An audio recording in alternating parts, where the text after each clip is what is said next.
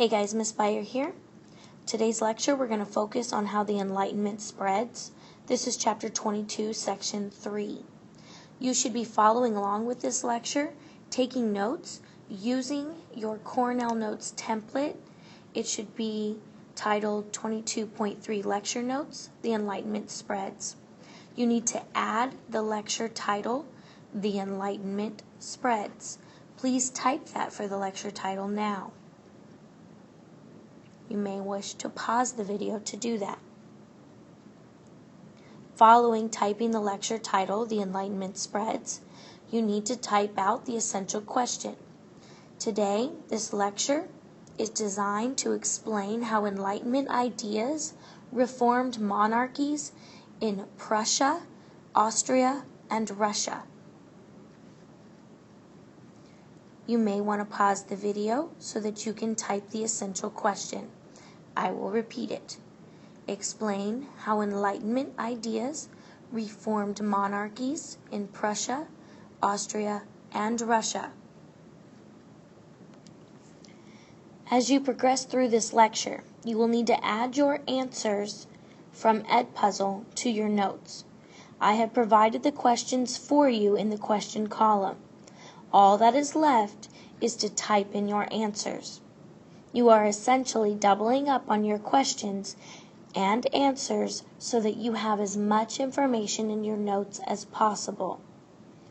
I'd like you to remember that you may use your notes on most quizzes and tests, so having as much information as possible in your notes is a great thing.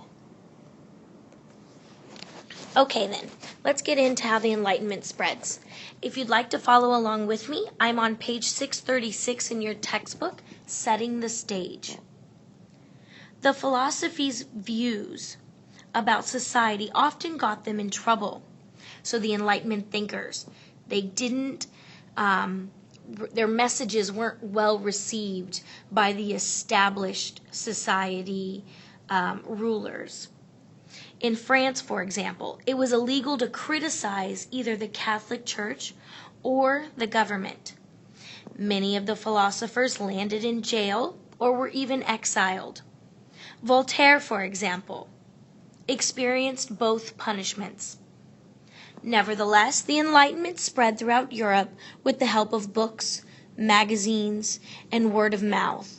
In time, Enlightenment ideas influenced everything from the artistic world to the royal courts across the continents. At this time, I'd like you to pause the video, type your notes into your Cornell Notes template, and then after you have typed your notes, resume the video. And if I can just make one clarification. You're only typing your notes for each slide. So type your information for this slide, then press play. When we get to the next slide, pause it, type your notes, press play. When you get to the next slide, press pause, type your notes. You will do this for all 6 slides. I do not recommend that you type all of your notes for all 6 slides at one time. I want you to do it one at a time so that you're chunking the information, taking it all in small bits so that your brain can hold on to it longer. Okay, here we go with a world of ideas. In the 1700s, Paris was the cultural and intellectual capital of Europe. Young people from around Europe and also from the Americas came to study, philosophize, and enjoy the culture of the bustling cities. The greatest minds of the age gathered there. From their circles radiated the ideas of the Enlightenment. The buzz of Enlightenment ideas was most intense in the mansions of several wealthy women of Paris. There, in their large drawing rooms, these hostesses held regular social gatherings called salons. At these events, philosophers, writers, artists, scientists, and other great intellects met to discuss the ideas. Moving into Roman numeral number 2, remember to pause the video here to type your notes and then resume by pressing play. From the salons, artists, studios, and concert halls of Europe, the Enlightenment spirit also swept through Europe's royal courts. Many philosophers, including Voltaire, believed the best form of government was a monarchy in which the ruler respected the people's rights. The philosophers tried to convince monarchs to rule justly. Some monarchs embraced the new ideas and made reforms that reflected the Enlightenment spirit. They became known as enlightened despots. Despot means absolute ruler. Frederick II, the King of Prussia from 1740 to 1786, committed himself to reforming Prussia. He granted many religious freedoms, reduced censorship, and improved education.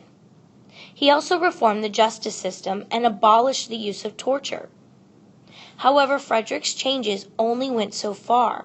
For example, he believed that serfdom was wrong, but he did nothing to end it since he needed the support of wealthy landowners.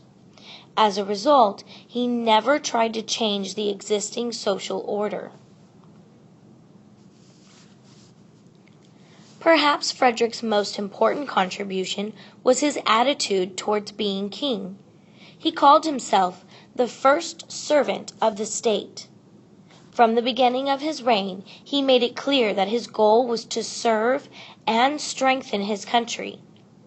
This attitude was clearly one that appealed to the philosophers.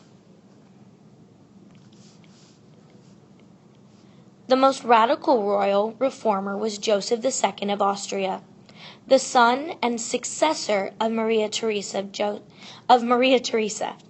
Joseph II ruled Austria from 1780 to 1790. He introduced legal reforms and freedom of the press. He also supported freedom of worship, even for Protestants, Orthodox Christians, and Jews. In his most radical reform, Joseph II abolished serfdom and ordered that peasants be paid for their labor with cash. Not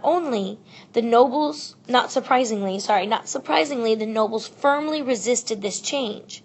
Like many of Joseph's reforms, it was undone after his death.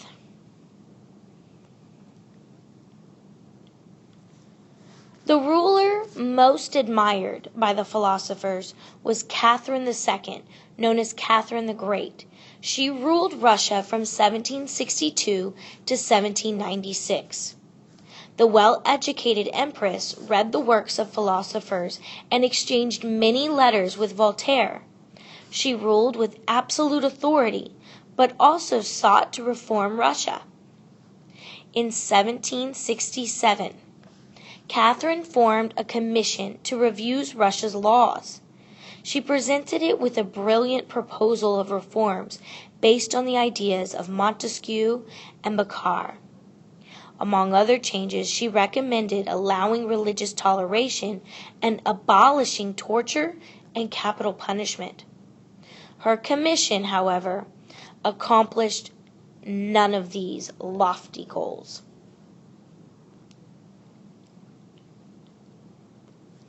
At this point, you need to write your summary for your Cornell notes. You need to answer the essential question in 3 to 4 sentences. If you look up at the top of your notes, you should have typed the essential question. I will repeat it for you now. Explain how Enlightenment ideas reformed monarchies in Prussia, Austria, and Russia. You need to explain how the Enlightenment ideas reformed monarchies in Prussia, Austria, and Russia in 3 to 4 sentences.